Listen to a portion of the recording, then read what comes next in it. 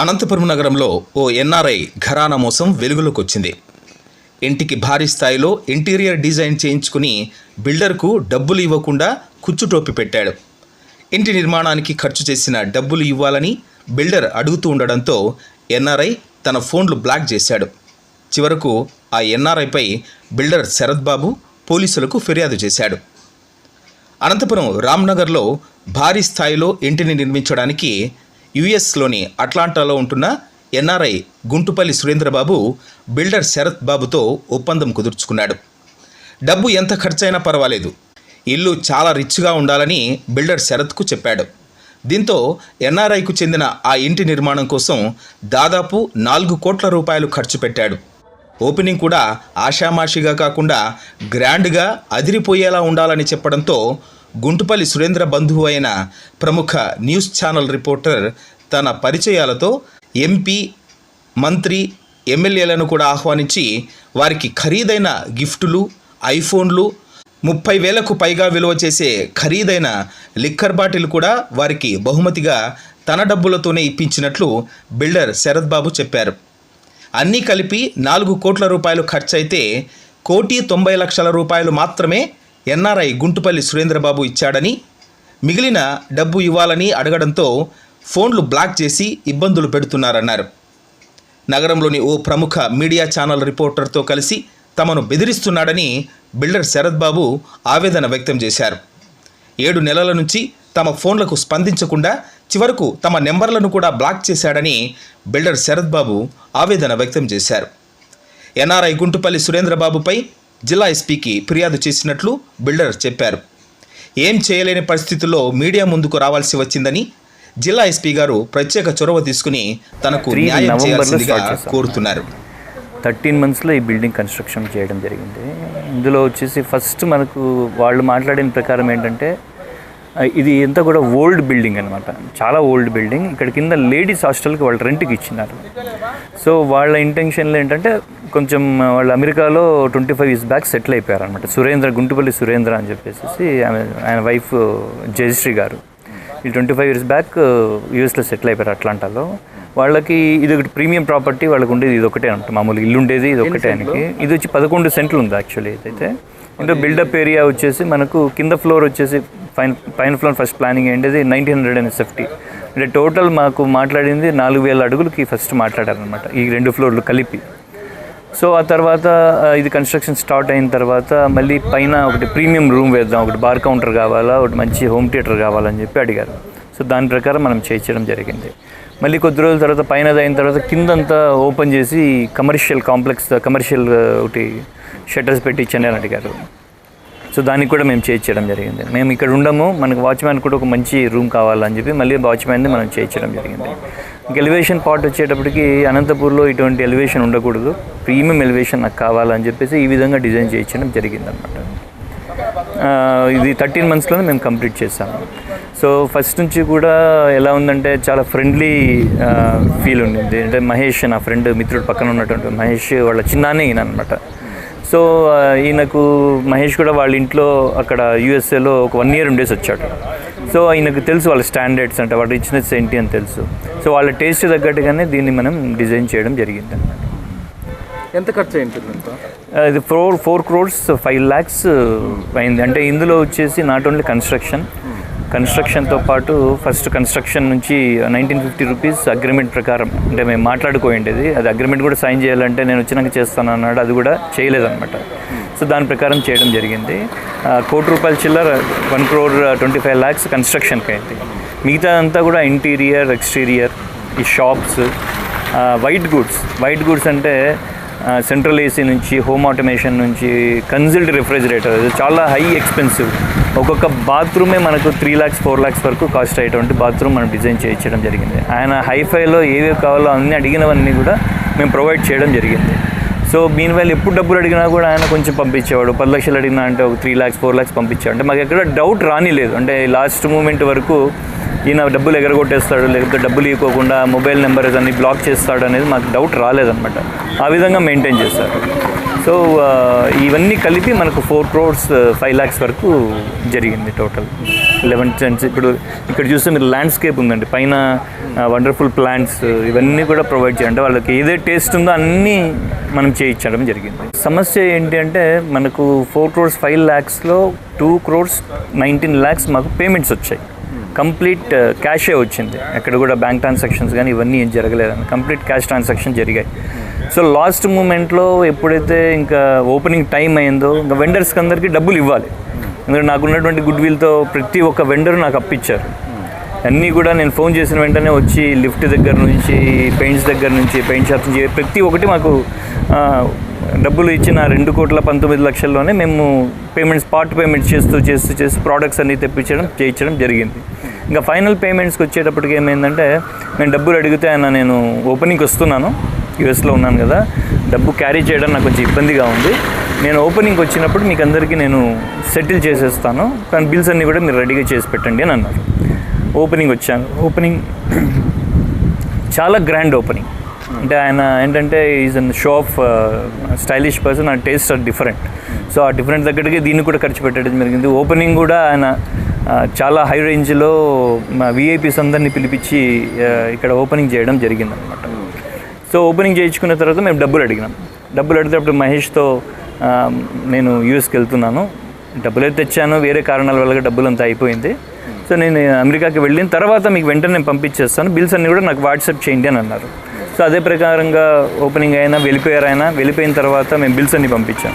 Bills అన్నీ చూసుకున్న తర్వాత బ్లాక్ చేశారు నెంబర్స్. ఆ తర్వాత ఆయనకి కాల్ చేయడానికి కమ్యూనికేట్ చేయడానికి మాకు స్కోపే లేకుండా ఉంది. So because of that reason ఈరోజు మీడియా మిత్రులను తీసుకొని పోలీసు వాళ్ళని కన్సల్ట్ కావాలని జరిగింది. గ్రీవెన్స్లో కంప్లీట్ చేస్తే ఎస్పీ గారు సపోర్ట్ చేశారు. ఎస్పీ గారు ఫోర్ట్ టౌన్ పోలీస్ స్టేషన్కి కేసుని డైవర్ట్ చేయించారు.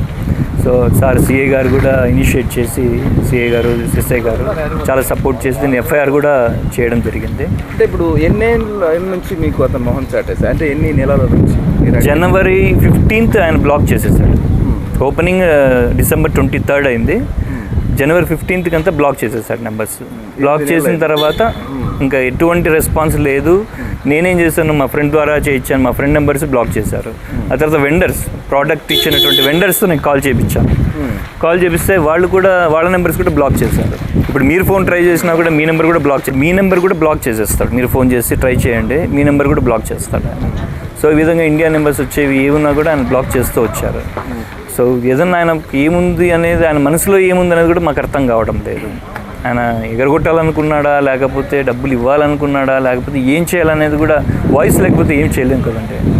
సో అట్లీస్ట్ ఆయన మాట్లాడి ఆయనకి ఏదైనా ప్రాబ్లం ఉందా, ఏ రీజన్ ఉంది, ఏంటి కదా అనేది కూడా we are ready to rectify the things. ఏమన్నా ఆయనకు ఇంకా నచ్చలేదు, ఇంకా దీంట్లో ఏమైనా కరెక్షన్స్ కావాలంటే కూడా we are ready to do. But మాట్లాడితే కదా మనకు తెలిసేది. బట్ ఆయన టోటల్ బ్లాక్ చేస్తున్నారు. ఏ నెంబర్స్ మనకు చేసినా కూడా బ్లాక్ చేస్తున్నారు. నా పేరు మహేష్ అండి. ఇక్కడ ఒక రూమర్స్ ఏం స్ప్రెడ్ చేశారంటే దీంట్లో పెడితే ఇది మహేష్కి కాంట్రాక్ట్ ఇచ్చాము, మాకు సంబంధం లేదు,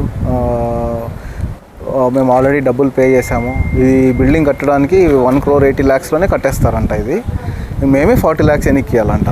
మేమేమన్నామంటే మీరు ఏ ఇంజనీర్ దగ్గరికి వెళ్ళారు, ఎవరు చెప్పారు, మాకు రిపోర్ట్ ఇవ్వండి. పోనీ మీరు, మా బాధ ఏంటంటే ఇంత ఖర్చు పెట్టాము కదా, మేము ఎంతైనా చెప్పని, అది సంబంధం లేదు, నీ నుంచి నువ్వు తెచ్చుకో, ఒక ఇంజనీర్ని తెచ్చుకొని ఒకసారి వ్యాలిడేట్ చేసి ప్రోడక్ట్ ఉందా లేదా, ఇది ఎంత కాస్ట్ పడుతుంది, ఈ కాస్ట్కి నిజమా లేదా, పోనీ నువ్వే వెండర్ బిల్స్ ఉన్నాయి కదా, మీరు ఆ వెండర్ దగ్గరికి వెళ్ళండి, కంపేర్ చేసుకోండి, తక్కువ పడిందా, ఇంకా మీకే కదా అదృష్టం, అంటే మీకే కదా తగ్గేది, మీరు అలా చేసుకోవాలి. కానీ బ్లాక్ చేస్తే ఏమొస్తుంది? ఇప్పుడు మీరు డబ్బులు ఎగరగొట్టాలి అనే ఇంటెన్షన్ ఉంటేనే బ్లాక్ చేస్తాం. లేకుంటే మీరు తిడతారు, అరే ఇంత ఎక్కువ వచ్చింది ఇంద్రా, ఇది తక్కువ ఉంది ఇంద్రా, ఇది లేదు రా అని మాట్లాడి నువ్వు డిస్కస్ చేసి రిజాల్వ్ చేసుకుంటారు కదా ఎవరైనా పద్ధతి గల మనిషి అయితే. బ్లాక్ చేశారంటే నేను ఇయ్యను, ఎగరగొట్టాలని కంప్లీట్ ఇంటెన్షన్ ఉంటేనే ఇలాంటి బిహేవియర్ ఉంటుంది. మనం చిన్నపిల్లలు కూడా కాదు కదండి. ఇంకొకటి ప్లాన్డ్గా ఏం జరిగిందంటే ఫస్ట్ ఫ్లోర్ ఒకటి మన కన్స్ట్రక్షన్, ఇంకొకటి అడగడం, కన్స్ట్రక్షన్ అయ్యే కొద్దిగా వాళ్ళ కోరికలు పెరుగుతూ వచ్చాయి. నాకు లిఫ్ట్ కావాలి అంటాడు, నాకు ఇంటీరియర్. నేను చెప్తాను శరత్, ఇది ఏంటంటే ఫస్ట్ మేము ప్లెయిన్ ఇల్లు అడిగినప్పుడు 7 monthsలో అయిపోతుంది బాబాయ్, మనం ఫాస్ట్గా చేద్దాంలే, కంప్లీట్ చేయొచ్చులే అన్నాడు. సరే నీ ప్లాన్ ప్రకారం ఏదైతే టెనెన్సీ అగ్రిమెంట్ రాసుకున్న ప్రకారము 7 monthsలో కంప్లీట్ చేయాలి రూల్ ప్రకారం. నువ్వు మళ్ళీ లిఫ్ట్ యాడ్ చేస్తావు, మళ్ళీ కింద ఇది ఉంది ఇల్లు పడగొట్టేనరా నీట్గా యాడ్ ఇప్పుడు టైం పెరుగుతుంది కదా. 7 months కాస్త 8 months అవుతుంది. మళ్ళీ దాని తర్వాత నాకు ఏసీలు వద్దురా, నాకు సెంట్రల్ ఏసీ కావాలంటే దానికి టైం పడుతుంది. నాకు జకూజీ కావాలి, నాకు హోమ్ థియేటర్ కావాలి, నాకు గార్డెన్ కావాలి, నాకు పర్గోలా కావాలి, నాకు ఈ డిజైన్ వద్దు, నాకు ఈ డిజైన్ కావాలి. బండలు ఒకసారి మార్బుల్ తెప్పించామండి, అది నచ్చలేదంటే మళ్ళీ బెంగళూరుకి 4-5 సార్లు తిరిగి లాస్ట్కి ఆనెక్స్, అది అనంతపూర్లో ఎవరు వేయరు ఆనెక్స్. అట్లాంటి కాస్ట్లీ మెటీరియల్ కేవలం ఎంత 1200 square feet ఉన్న హాల్ మొత్తం ఆనెక్సే. అది ఆనెక్స్ కింద లైట్స్ ఇవి కావాలి, నాకు మొత్తం హోమ్ ఆటోమేషన్ కావాలి అని ఇన్ని అడిగినప్పుడు టైం కూడా పెరుగుతుంది ఆఫ్ కోర్స్. ఇప్పుడు 13 monthsలో ఉన్నప్పుడు ఇంత అవుతుంది అనేది ఎస్టిమేషన్ చెప్పారా వాళ్ళకి? ఎస్టిమేషన్ కన్స్ట్రక్షన్కి ఇచ్చాము. దాని తర్వాత ఇట్స్ ఓకేలే, you don't worry about the money, I need the quality, I need ఎంత ఖర్చు అన్నా కానీ I don't care about the money అనేటోడు. నువ్వేంది డబ్బు గురించి నా దగ్గర ఎప్పుడే కానీ డబ్బు గురించి మాట్లాడదు. నాకు క్వాలిటీ కావాలి, నాకు నేను అనంతపూర్కి వస్తే I should feel the same, అంటే నాకు అదే క్వాలిటీ. పోనీ ఆయన వర్త్ క్యాండిడేట్ కాదా అంటే అక్కడ well settled person, well settle బాగుండేవాడేనా? చాలా బాగుండు. లేదండి, అంటే నాకు ఆయన మీద కూడా ద్వేషము అట్లాంటిది ఏం లేదు. నా దగ్గర డబ్బు ఉందా బాగా, ఇంత స్థాయి కట్టుకున్నా? డబ్బు ఉంది అంటే మనం అలా చెప్పలేం, కానీ హై స్టాండర్డ్ మనిషి, స్టాండర్డ్స్ మెయింటైన్ చేశాడు. బాధ ఏంటంటే ఇప్పుడు నువ్వు బ్లాక్ చేయొద్దు దయచేసి, ఆ బిల్లు లేదో నువ్వు చేసుకో, నీ ఓన్గానే నువ్వు ఇంజనీర్ని తెచ్చుకో, వాలిడేట్ చేయి, మాకు ఇవ్వద్దు. ఏ బిల్లులు ఉన్నాయో నువ్వే నెగోషియేట్ చేసుకో, ఎక్కువ అయిందా సరే తక్కువ చేసుకో, నేను ఇంతే ఇవ్వగలనని చెప్పు, క్లియర్ చేసుకో. ఎందుకంటే ఇంతమంది పుట్టగొట్టడం మంచిది కాదండి. అది నా బాధ. ఎందుకంటే నువ్వు తప్పు చేసింటే దానికి పరిష్కారం ఆలోచించాలి, కానీ బ్లాక్ చేసి అందరినీ ఇబ్బంది పెట్టి ఇప్పుడు మనం అనంతపూర్లో కొంచెం అంతో ఎంతో వాల్యూస్ ఉన్నాయి, మంచి వాల్యూ ఉన్న ఫ్యామిలీ, అట్లాంటిది రోజు వచ్చి ఇట్లా న్యూసెన్స్ చేస్తా అంటే వాళ్ళకి బాధే, మేము వాళ్ళని కూడా ఏమనలేము. ఇది పెయిన్ఫుల్ సిచ్యువేషన్. మేము ఆల్మోస్ట్ 7 months గో త్రూ అయినాం. అంటే ఇంకా మేము భరించలేకపోతున్నాం, ఇంకా something we need to do out of it అని చెప్పేసి ఇంటికి వచ్చి చాలా ఇబ్బంది పెడుతున్నారు. అది వాళ్ళు బ్లాక్ చేయడం కూడా చాలా తప్పు. నీకు ఏమన్నా ఉంటే నెగోషియేషన్ చేసుకో, నీకు ఎగరగొట్టాలని ఉద్దేశం ఉంటేనే కదా ఏం చేసుకుంటారన్న. అది సో అది మీడియా హోప్ అనేది కనిపించటం లేదనమాట, ఏ విధంగా వెళ్ళాలి అని. బికాజ్ ఏంటంటే నాకున్న ఎక్స్పీరియన్స్లో ఇలాంటి కేసు నాకు ఇంతవరకు నేను ఫేస్ చేయలేదు. దీని గురించి మాకు ఐడియా కూడా, ఒక లా గురించి కూడా I don't have that much knowledge. నాకు 1,86,00,000 నాకు రావాలి. అంటే ఆల్ బిల్డింగ్కి సంబంధించినటువంటి క్యాలిక్యులేషన్స్ అన్నీ కూడా మన దగ్గర ఉన్నాయి, బిల్స్ అన్నీ ఉన్నాయి. దీని ప్రకారం నాకు 1,86,00,000 రావాలి. నాకు కాదు, వెండర్స్కి. టోటల్ ఇవన్నీ వెండర్స్ పేమెంట్సే. ఎందుకంటే నా ఫేస్ని చూసి వాళ్ళు వచ్చి ప్రోడక్ట్లు వేసిపోయారు, వాళ్ళకి నేను పే చేయాలి అనమాట. ఇది నేను చేతి నుంచి పెట్టింది ఏం కాదు, నా గుడ్ విల్తో నేను ప్రోడక్ట్స్ తెప్పించాను, వాళ్ళకి నేను ప్రొవైడ్ చేయాలి, వాళ్ళకి డబ్బులు నేను ఇవ్వాలి. దీంట్లో నాకు వచ్చింది ₹1 కూడా నేను పెట్టుకునేకి లేదు. మీరు ఏం చేస్తారు ఇప్పుడు? నేను యాక్చువల్లీ ఇంటీరియర్ బిల్డర్. యాక్షన్ కోసం ఇప్పుడు ఏం చేశామంటే పోలీస్ త్రూ ఎస్పీ గారిని కలిసాము. సార్ ఇనిషియేట్ చేసి కొంచెం ఫోర్టౌన్ పోలీస్ స్టేషన్కి పంపించారు. అక్కడ సీఏ గారిని కలవమన్నారు. సార్ని కలిసాను. కలిసిన తర్వాత మా బాధ అంతా వినిన తర్వాత అగ్రిమెంట్స్ అవన్నీ లేదు, బట్ కానీ ఒక హ్యూమానిటీ అనేది ఆలోచించి సార్ ఒక ఎఫ్ఐఆర్ అయితే కంప్లైంట్ రైజ్ చేశారు. చేసిన తర్వాత ఇంకా నాకు డిఫరెంట్ ఫ్రెండ్స్ త్రూ నువ్వు ఇట్లా చేసుకుంటే బెటర్, అట్లా చేసుకుంటే బెటర్ అనడంతో అంత మీడియా మిత్రులంతా కలిస్తే బెటర్, వాళ్ళ ద్వారా నాకు సహాయం జరుగుతుంది, న్యాయం జరుగుతుంది, నా ఫ్యామిలీ సేఫ్ జోన్లోకి వెళ్తాను నేను. లేదంటే ఇప్పుడున్న ప్రజెంట్ సిచ్యుయేషన్స్లో నాకు సూసైడ్ తప్పితే నాకు వేరే సోర్స్ కనపడడం లేదు. నేను ఇంతమంది కానీ నేను సమాధానం చెప్పుకుంటూ వెళ్తాను. ఇంటికి వచ్చి అందరూ తిరిగి వెళ్తుంటే అదే నేను చాలా పెద్ద నేరం చేసిన అన్న ఫీల్లో చాలా మనోబాధన చాలా ఎక్కువ ఉంది. సో దాని నుంచి మీ ద్వారా ఆయన మెసేజ్ పాస్ అయ్యి ఆయన బయటికి వచ్చి ఏంటి ఏం కథ మాతో మాట్లాడితే మాకు డబ్బులు వస్తుందని ఒక నమ్మకంతో మీ అందరి హెల్ప్ నేను తీసుకుంటున్నాను.